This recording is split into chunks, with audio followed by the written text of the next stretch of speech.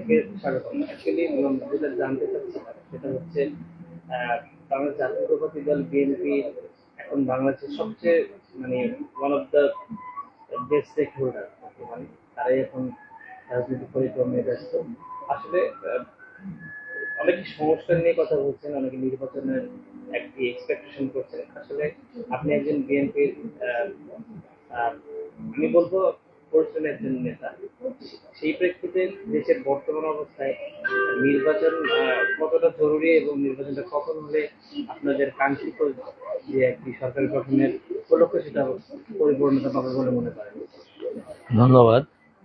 প্রথমেই আমি বাংলাদেশের প্রথম রাষ্ট্রপতি, বিএনপির প্রতিষ্ঠাতা শহীদ প্রেসিডেন্ট জিয়াউর রহমানের আত্মার রুহের মাগফিরাত কামনা করছি, কারণ গতকালকে ওনার ৪৪তম শাহাদত বার্ষিকী ছিল। আমরা নির্বাচনের জন্য শুধু বিএনপি নয়, বাংলাদেশের প্রত্যেকটি মানুষ দীর্ঘ ১৭ বছর সংগ্রাম করেছে। অনেক লোক গুম হয়েছে, অনেক লোক খুন হয়েছে, অনেক লোক পঙ্গুত্ব বরণ করতে হয়েছে। সবার একটাই উদ্দেশ্য ছিল, দাবি ছিল, এদেশে নির্বাচন ব্যবস্থা সঠিকভাবে হবে, যাতে দিনের ভোট মানুষ দিনেই দিতে পারে, যাতে ডামি ক্যান্ডিডেট দিয়ে ইলেকশন না হয়। এই নির্বাচনের জন্য ১৭ বছর ধরে আমরা অনেক আশা নিয়ে মানুষ এই সরকার ইন্টারিম গভর্নমেন্টকে দায়িত্ব দিয়েছে। মূল কি ছিল এটা, ইন্টারিম গভর্নমেন্ট হওয়ার মূল কারণটা কি ছিল? এই নির্বাচন। কারণ বাংলাদেশের নির্বাচন ব্যবস্থাটা ভেঙে পড়েছে। এখানে ইন্টারিম গভর্নমেন্ট ছাড়া বা তত্ত্বাবধায়ক সরকার ছাড়া বাংলাদেশে একটি গ্রহণযোগ্য নির্বাচন হবে না। এই সরকারের মূল এজেন্ডাই ছিল নির্বাচন। বাংলাদেশের জনগণ এটাই মনে করে। সংস্কার বিএনপি, আপনি দেখবেন সংস্কার বাংলাদেশে বিএনপি এনেছিল। শহীদ প্রেসিডেন্ট জিয়াউর রহমান বাকশাল থেকে বহুদলীয় গণতন্ত্র প্রবর্তন করে বাংলাদেশের প্রথম সংস্কার করেছিলেন। আরো বড় সংস্কার নিয়ে এসেছিলেন বেগম খালেদা জিয়া। উনি বাংলাদেশে সংসদীয় সরকার প্রচলন করে এদেশে ওয়েস্টমিনিস্টার ডেমোক্রেসিটা চালু করেছিলেন। এটা অনেক বড় সংস্কার। আরো বড় সংস্কার এই বিএনপি করেছিল, ওই তত্ত্বাবধায়ক সরকার বিল এনে ৯৬। দীর্ঘদিন বাংলাদেশে সংস্কারগুলো তো বিএনপি করে আসছে কন্টিনিউ। এবং আপনারা দেখবেন 2018 ইলেকশনের আগে বিএনপি 19 দফা থেকে 23 দফা দিয়ে একটি রূপরেখা দিয়েছিল। সেখানে অনেক সংস্কার ছিল।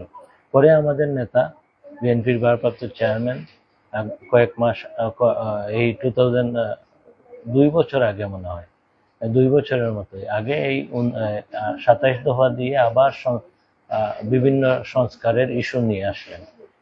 কত বড় সংস্কার নিয়ে আসতেছে বিএনপি! যখন হাসিনা ক্ষমতায় ছিল, যখন মানুষ সংস্কারের কথা চিন্তাই করতো না, তখন বিএনপি বলছে যে দ্বিকক্ষ পার্লামেন্ট হবে, প্রধানমন্ত্রী দুই টার্মের বেশি ক্ষমতায় থাকতে পারবেন না।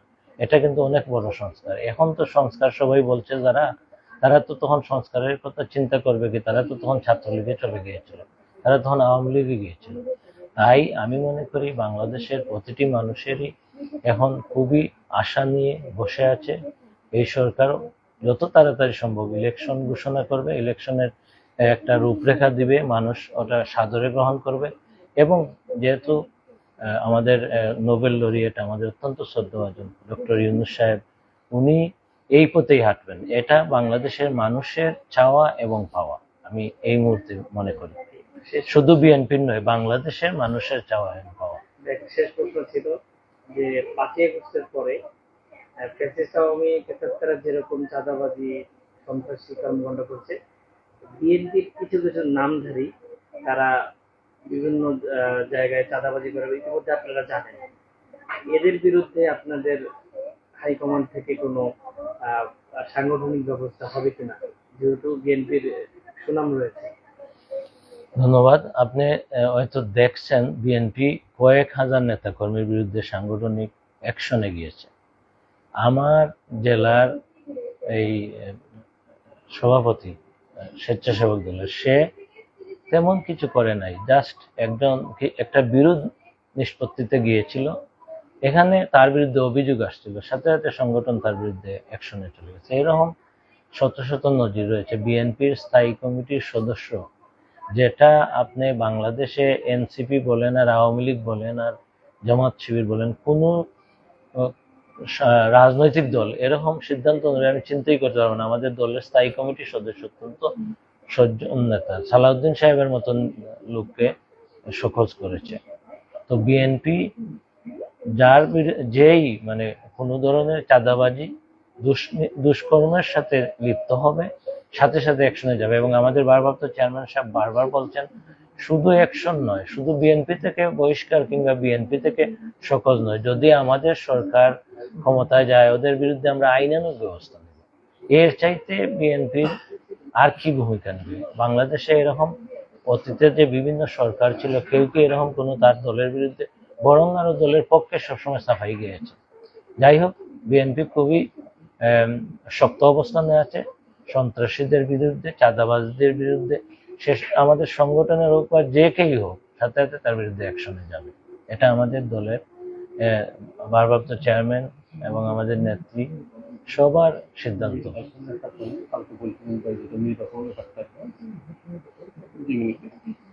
নির্বাচন বিষয় নিয়ে যদি একটু বলতেন, এই মুহূর্তে সংস্কার তো সরকার গঠন করেও করা যায়। এই মুহূর্তে আইন শৃঙ্খলা অবস্থা ভঙ্গুর।